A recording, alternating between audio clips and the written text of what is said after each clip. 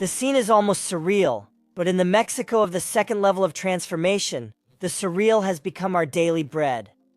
It wasn't during a morning press conference, nor in a Ministry of the Interior statement, and even less in a prosecutor's report that acts more like public relations than justice. A businessman sent the message that shook foundations in early 2026. And there, dear cultured audience, that is where the true national tragedy lies, when a businessman like Ricardo Salinas Pliego has to come out and talk about the sacred importance of life, the urgency of locking up criminals, and the need to protect the future of our grandchildren. We are not witnessing a rich man's tantrum, as the regime's mouthpieces want us to believe. We are witnessing the physical evidence of a power vacuum. We are seeing the collapse of the state's most basic function, ensuring you wake up alive tomorrow. The fourth transformation arrived defiantly, promising state control would return in 7 years. Reality does not fit the script from the palace. Mexico is not more at peace. It is more fragmented, bloodier, and above all, more abandoned. The government no longer explains or controls. What happens when power abdicates and the ruler isolates himself, telling tales of other facts? Someone else must fill that space, even if only to say life is our most precious thing. Let's talk about what makes us uncomfortable. Salinas Pliego touched on what he defines as the ideology that ruined Mexico, the triad of envy, resentment, and dispossession.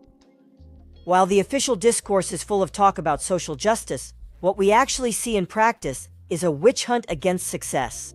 The aim isn't to help the poor improve, but to make wealth creators apologize for their success. It's the ideology of the leftists, as the businessman calls them, who would rather have an impoverished but aligned country than a prosperous but independent one. The 4T model doesn't build wealth, it points it out, stigmatizes it, and punishes it. What if the numbers don't add up because the economy is stubborn and ignores loyalties? The blame is always on the same people as always. The media, the business owners, the critics, never on the model, never on the incompetence. The business owner reveals a harsh truth. The fourth transformation values narrative control over the country itself. The silence in the face of massacres and territories lost to crime is not neglect, it's strategy. Admitting failure in security would mean accepting that their moral superiority was just a campaign slogan. That's why they stay silent. That's why, when Salinas speaks, they tear their clothes in outrage, because the mirror shows them an image they can't bear. Perhaps the most heartbreaking part of this message is the words addressed to the young people of Mexico. Salinas urges them not to give up. Why does someone have to tell them this? Because they've been abandoned? The fourth transformation promised them heaven and gave them propaganda, gave them scholarships that are barely enough to survive, but took away their safety to walk in their own streets. Today, a young Mexican lives in a country where having talent isn't enough to get ahead, and where being afraid is the new normal. They are told about a bright future in speeches, but they are thrown into rampant informality and an environment where organized crime is the biggest employer. In many parts of the country, aspiration has given way to clientelism, and effort has been exchanged for party loyalty. Are we heading into 2026 without direction? The president asks for time, but families of the thousands disappeared and murdered no longer have that luxury. The government has decided not to confront crime, but to explain and justify it, while the criminals continue to speak the only language they know, the language of weapons. At the end of the day, the question isn't whether we like or dislike a businessman. The question is why. 7 years into a supposedly historic project, the state still can't ensure our safety. We're not here to defend anyone. We're here to document the present, and the present tells us that when ideology outweighs reality, the country pays the price in blood. Salinas Pliego's message may be controversial, but it's a symptom of a system that's failing. Mexico doesn't need more silence. It needs memory. It needs citizens who don't swallow the whole story, and who understand that the current struggle is between those who defend life, property, and freedom, and those who bet on total control through fear and resentment. To close this reflection, the data should not be manipulated. Power must be confronted, because in the Mexico of 2026, the truth has become the most dangerous and necessary act of rebellion. We will not bend our reason. In the end, It always finds its way through the weeds of official lies. Here's the full message from Ricardo Salinas Pliego. Hello.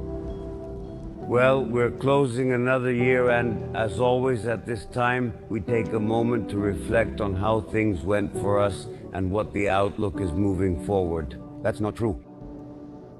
I want to share with you that just these days, on Christmas Eve, I was visiting my parents. Both are alive. My father is 93, my mother is 90. And talking with them there in Acapulco, where they live in retirement, I started thinking about everything they have lived through in their lives and all the problems they have had to face. And you know what? Despite everything, it's worth it. Life is the most precious thing we have, and that's why we have to take care of it. That's why we have to make sure that violent criminals who commit homicides, murders, we have to make sure those guys are locked up tight. So that our lives, yours, your children's, your grandchildren's, have a future. Life is the most sacred thing. And in that sense, we're celebrating life, that we've lived another year, and that we're moving forward with optimism toward the future.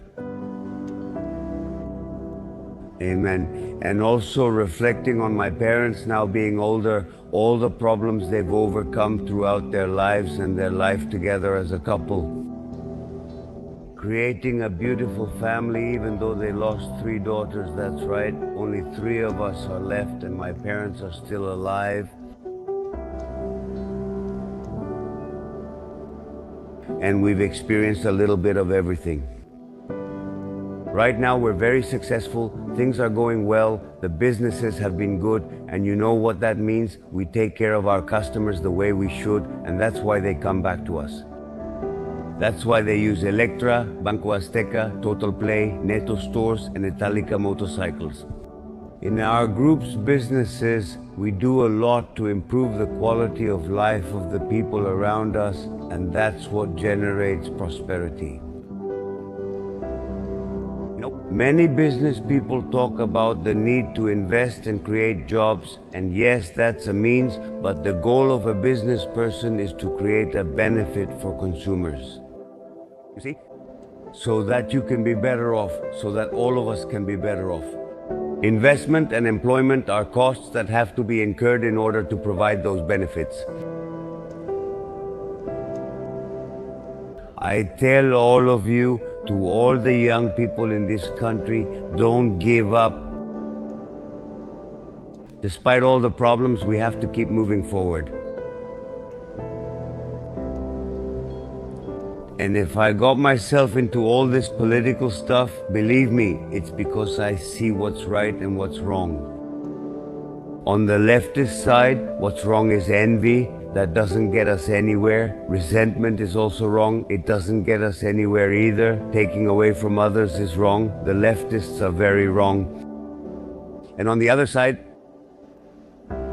those of us who are right and legally supported. On our side, we stand for life, property, and freedom. And this is what generates innovation, competition, and prosperity for everyone. It's very simple. You have to choose which side you want to be on, good or evil. That's the struggle we face in Mexico today, and it's hard. But you know what? We're not going to give up. We're going to keep fighting because we have good on our side. So to all of you, the good people, the people who work, who get up every morning, who strive to move forward, don't give up. There are more of us, we are many, and they won't break us. So for this upcoming year, 2026, we are going to start with a great attitude and with a great effort so that we can overcome all the obstacles that the leftists throw in front of us. Why? Because reason and truth are on our side. Remember that you can make your donations via PayPal. You can find the relevant information in the comments section. Thanks to you, this channel remains active. It's very important to subscribe, like, and press the bell to receive notifications whenever there's new content. Thank you.